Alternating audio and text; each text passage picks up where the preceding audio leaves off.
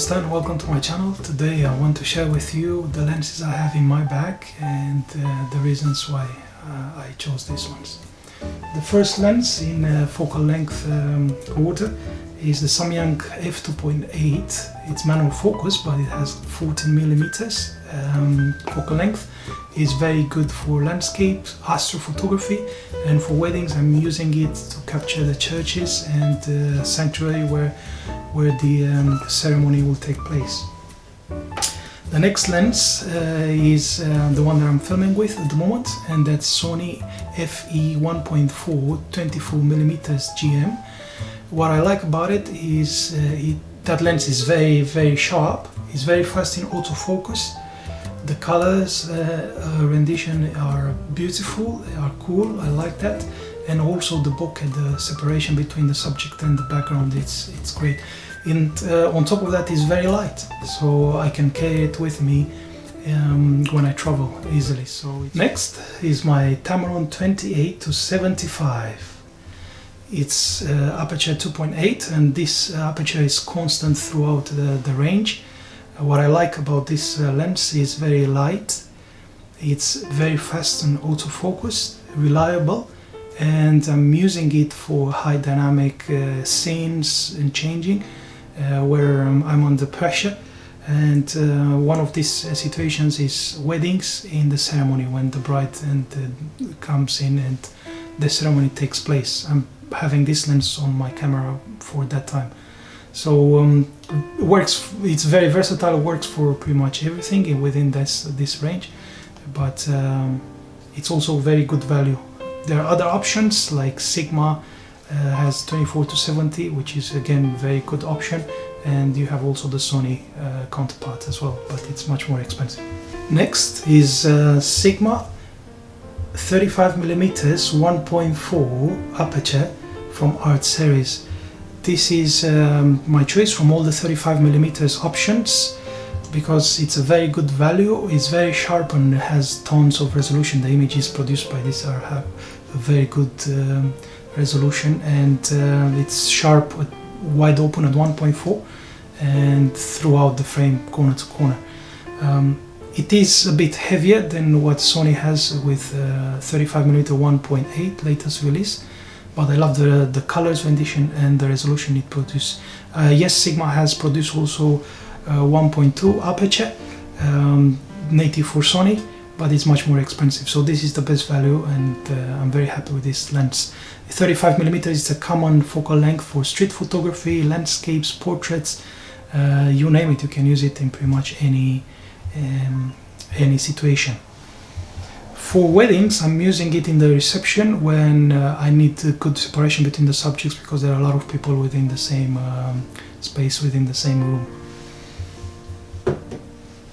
Next lens is 50mm from Canon. I'm using with adapter.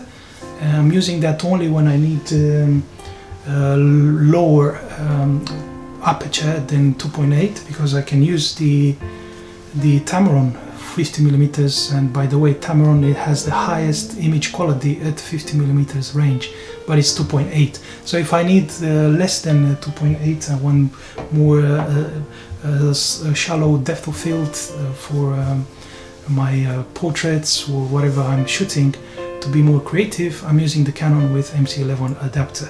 Next lens is Sony.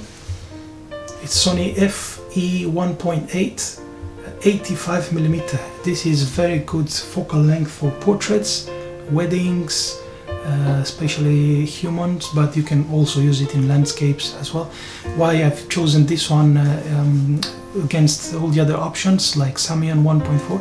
I did try Samyang 85mm 1.4 first. The focus worked very well, not as fast as this one. This is the fastest in the focus from 85 existing, including the Sony GM. It's still faster than that. But the reason I kept this one is the temperature of the color. So the auto white balancing in Sony now, it's much cooler with this lens compared to the Samyang. With the Samyang, I found that it had a green to tilt influence touch just a bit on all the photos compared with this one. So I kept this one and I'm very happy with my choice. Yes, the background can be a bit busy compared with the Samyang, but obviously you have aperture 1.8 when the Samyang has 1.4, so it's expected.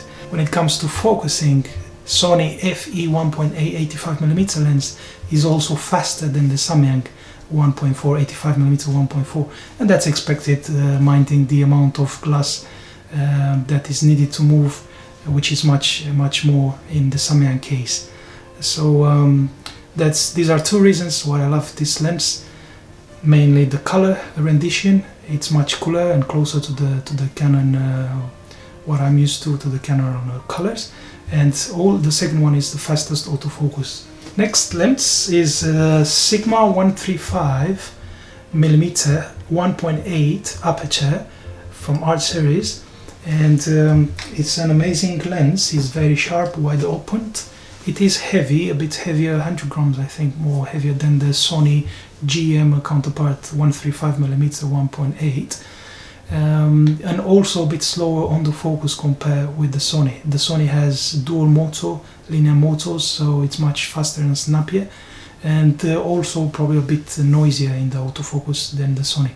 But on the image quality, the image quality is on par. You can't tell the difference between them. The resolution is great.